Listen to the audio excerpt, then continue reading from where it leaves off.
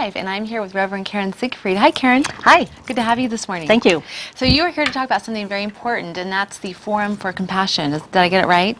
Yes, the Forum for the Charter for Compassion. There we go, the Charter for Compassion. Good. Okay, so tell us what that's all about. Okay, so the Charter for Compassion was a vision of Karen Armstrong, who is a great scholar and writer. And she was wondering, how can we bring all of humanity together? You know, we have such varying political beliefs, religious beliefs, and moral beliefs. Is there a way we can come together under one principle? And she came up with the Charter for Compassion. And she called together great religious leaders and political leaders around the world.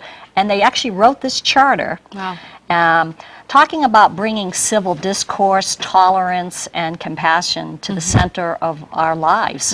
And so it's a grassroots movement, and it's really blossoming. 104,000 people have signed on to the charter, as well as different cities and businesses, health organizations, churches, just groups. Individuals or anyone. Civil organizations, political organizations. And so this was founded it's an international organization. It was founded in 2009. Right. And so what was your desire to be a part of this? How did that happen? So let me just tell you just a little story.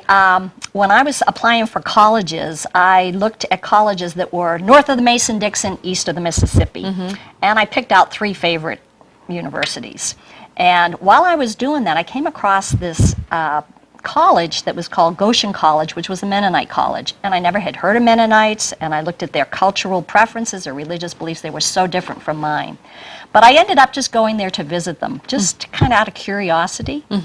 And the president there actually invited me to come and offered me a 4-year scholarship. And I said, well, you wouldn't want me to come. I said, I have such different beliefs, and I challenge the students, and they'd lose their faith. And he said, we need that. We need to hear differing views. He says, how can we grow? How can we get the big picture unless we hear differing views? And I think that set me off on a desire to be able to listen and to grow in my own understanding of the world and principles. So turn the clock ahead 40 years, and here I come to Amador County. People are very friendly, very welcoming.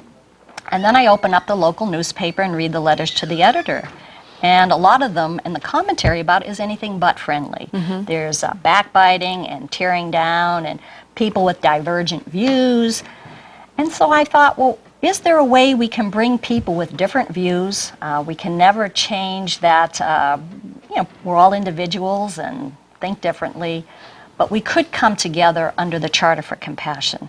A new way of listening compassionately, understanding compassionately, speaking compassionately, giving people the benefit of the doubt, seeing the truth. Not one person has the whole truth. And so what we'd like to do is introduce the Charter for Compassion to Amador, and so we call it Compassionate Amador. You, me, us. And to talk about that, and then to try to get an understanding of what compassion is, how we actually execute it, and how we can change ourselves.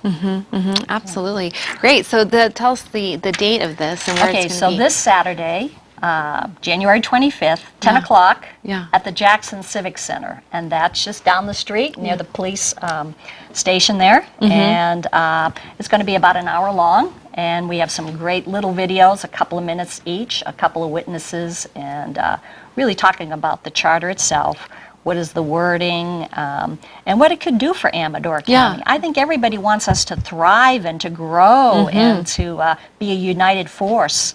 And so this is one way we can do that. Yeah, absolutely. So you're looking for people just to come on board right now to hear about it, learn more about it, and yeah. And if you can't come this Saturday, you know, I and some of the folks that are behind the Charter for Compassion be more than willing to come to your organization to give a little slideshow and presentation, and that's how it grows.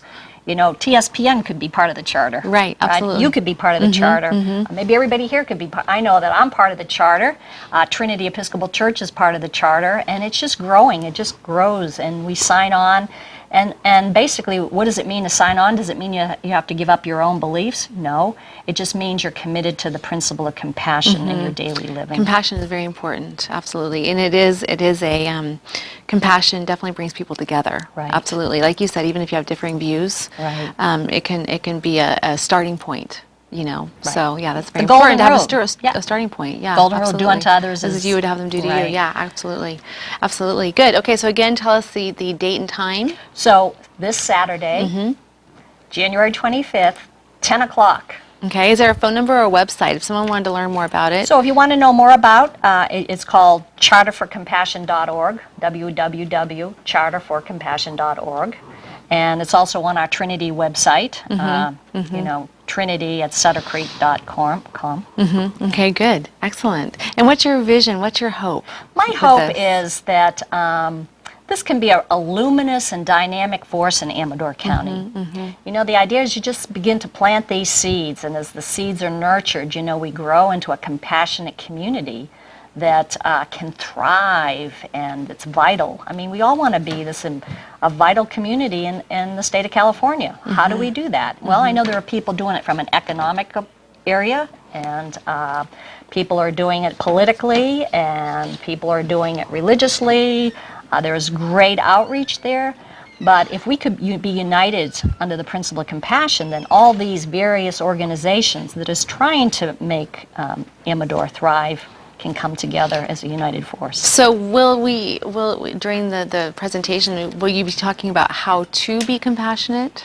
Well, we will do some of that, and it just depends on what your organization does. For instance, if you're a business serving food, how do you be compassionate? Well, it has to do with hospitality. Right. See what I'm saying? Serving. Right. If you're in a religious organization, how do you be compassionate? Well, you reach out to the poor, the marginalized, the lost, the lonely, the loser. Yes, right? exactly. So how can we be compassionate here? Well, I could give you a cup of coffee and ask you how your day's going. And is there anything I can do to help lighten your burden? And listening is such a huge part of compassion, I believe. Right. Really listening to people, and that's how we can connect. Most people are so busy talking and waiting for their chance to say something versus just really listening to someone. And people want to be heard. Yeah, and honor people in the letters to the editor. You don't have to agree with them, but to begin to see, well, is there any truth here that might help? So I think civil discourse, as you're saying, it comes with listening. Yeah, good. Okay. Well, thank you for being on this morning. And I should say you're the pastor of the Trinity Episcopal Church. I should say that as well. So, and I know that your church is definitely on board with this. And so come check it out. It's, again, this Saturday at 10 o'clock at the Civic Center. And we plug the website one more time? charterforcompassion.org.